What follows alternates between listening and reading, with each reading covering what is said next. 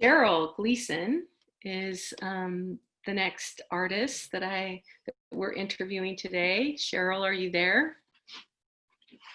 I am here. Hi, how are you? I am well, thank you. There you are, there you are. I looked at your website this morning, so I recognize you. So let me just introduce you. Cheryl lives and works in West Sacramento in her home studio. In addition to being an artist, she also runs the Mill Station Arts and Culture Center in Rancho Cordova.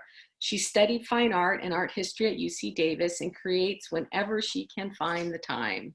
So yeah, it sounds like you have a lot going on in your world. So why don't you begin by just describing your practice? I noticed from your website that you work in a lot of materials and styles and mediums and that. So give us an overview. Yeah, I somewhat jokingly, and I say that somewhat as an ADD artist, because I do work in many mediums. Mm-hmm. And, you know, sometimes it goes in a period of time and then that medium stops and I'm like, okay, now I'm going to switch. So for most intensive purposes, I started out as primarily a painter in oil. And I then did a little bit of acrylic, but I didn't really like the medium. Oils are just so rich and velvety and creamy, and they just last longer, and the blending and all that was so much better. And then I kind of got on a kick of these wood sculptures that I do. Sorry about that. Fantasy football pronounce. These wood sculptures that I do, and that particular reclaimed wood project kind of started to lead me down a different road of how I approached my art in terms of subject matter. So before, I would use a lot of take some photos, use images to look off of and create a work. But I was always fascinated and actually enamored with people that could really do abstract really well. And I would hate the person that would walk into a museum or a gallery and go, my third grader could do that. And I'm like, no, your third grader can't do that, but nice try. So a lot of my art started to take a turn because that whole process was about taking things that had been thrown away and repurposing them into something beautiful that then became seen as something completely different. And it really struck me as something that we do in society with veterans, with older people, with, you know, we cast them aside. They don't have the same purpose they once did. They're not as shiny and as bright and engaging.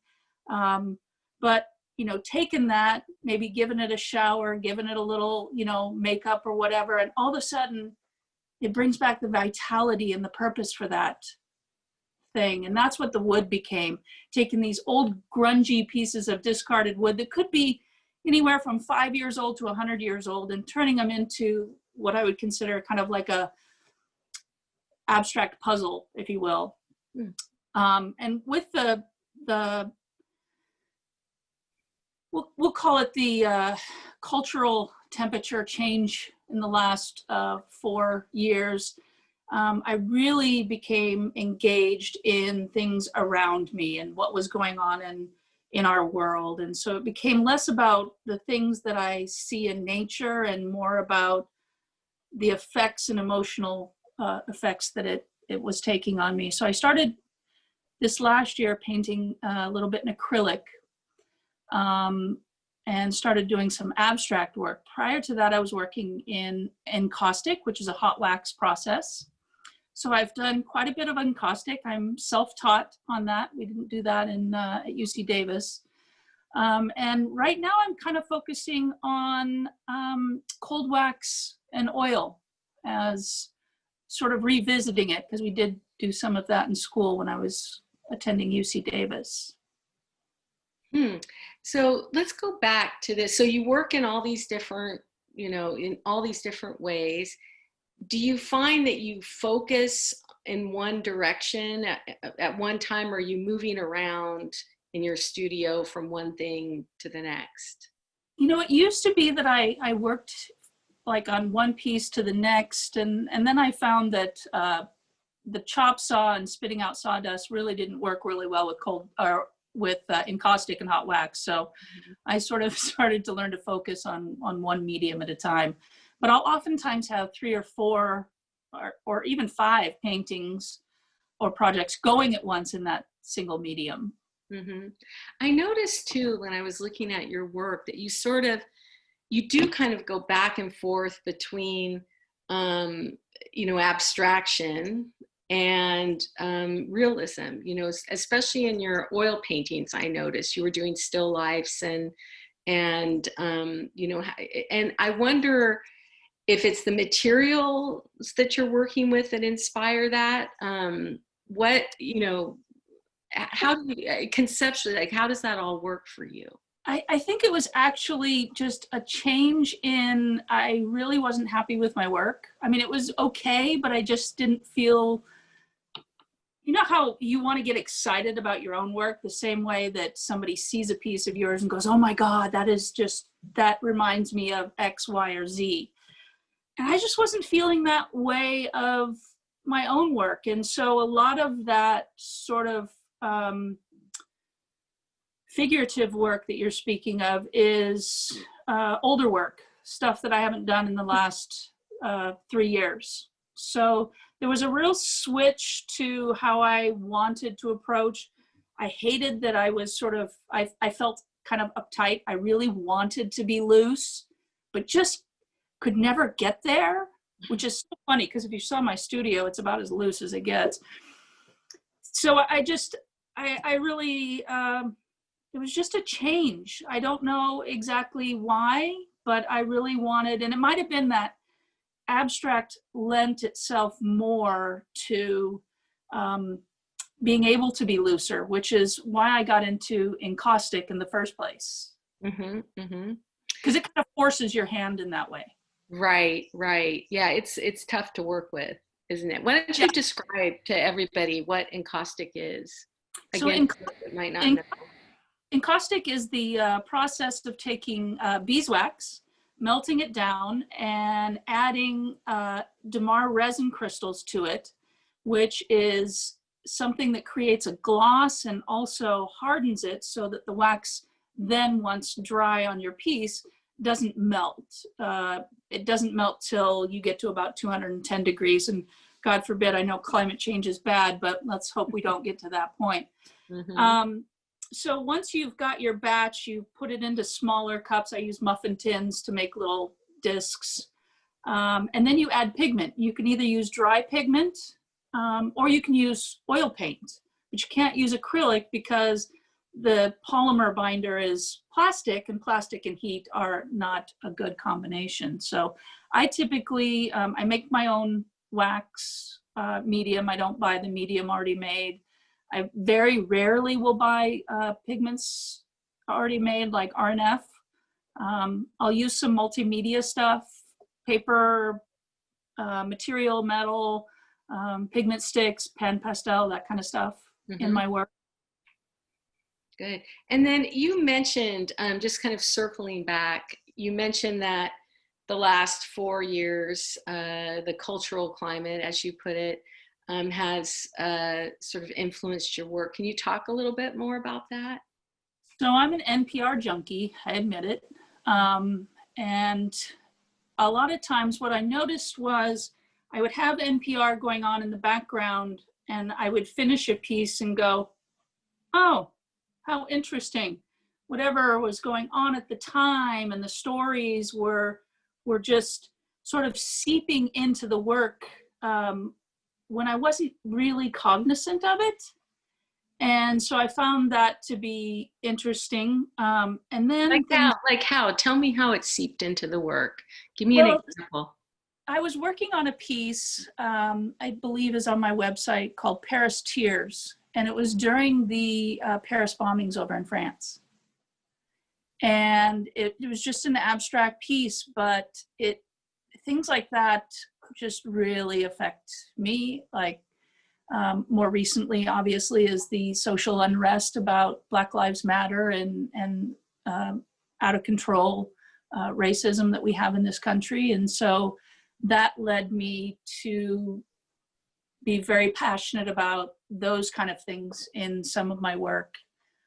So I feel like I'm finally to the point where I'm allowing emotion, my physical emotions, to seep in more, where I think before I just sort of didn't know how to express that in work, and I didn't maybe think that that was what other people wanted to look at, which as we grow as an artist, no matter how long you've been doing it, change is good, and realizing those things. And I think artists, if no other business or occupation, we are lifelong learners of not only our own self, but the world around us.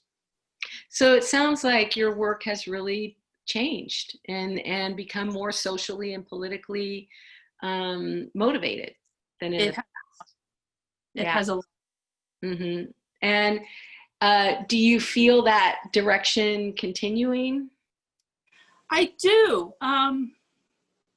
You know, and maybe there just wasn't something happening enough to make me angry enough, or have that sort of vitriol feeling to be able to express it. Mm-hmm. But yeah, I think going forward, now that I feel like it's okay, you know, let the little bit of the darkness in is okay, because that too can fuel your work. For a long time, if I was sort of depressed or angry, I couldn't paint. I couldn't paint unless I was happy. Oh, interesting. And when I looked at my work, it was all very happy and beautiful colors. Mm-hmm. And, you know, it was this.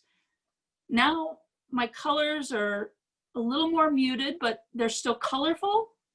But I've learned how to harmonize the colors a little bit more, so they're not just like in your face. Mm-hmm. So it sounds too like the way that you're sort of being influenced is through sound, through the radio. I mean, is it through reading too, or do you look at images and that influences what you make as well?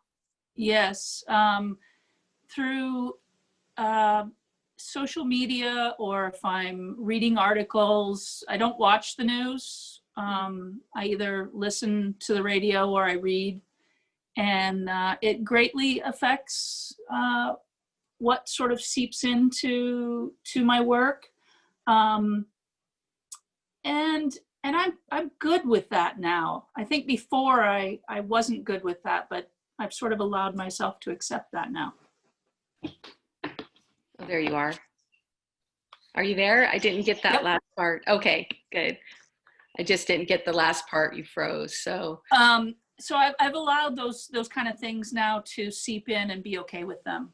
Yeah, it's very interesting. Well, so has COVID affected you at all? Have you found that staying in makes you more motivated or less motivated? Or no, I think I'm one of those that I'm more affected by the pain and suffering that's happening in the world, rather, you know, as an artist, I'm one of those that has felt like, oh, great, I can stay home and paint and don't have to make up an excuse to not go see somebody or do something, and have a great excuse to be in my studio. Mm-hmm. Good. So it hasn't affected me in that way. Mm-hmm. Mm-hmm. Well, before we go, let us know how people can find you, and if you have any places that your work will be shown in the future. I know that that's difficult at this time, but just tell the audience how they can find you in the future, find your work. So I do have some art hanging at the Strad Meadery in Rancho Cordova. and that is all encaustic work, and most of it's about my bees. I've had some current stuff at the MAC when we did our members show. We have been open since June, so artists have been able to be at the MAC and show actual work, and we have a very good COVID plan in place to keep people safe. But I don't have anything really coming up in the future. But you can find me at gleasongallery.com, and I'm also on Instagram at Gleason Gallery Art, and I'm on Facebook at Gleason Gallery.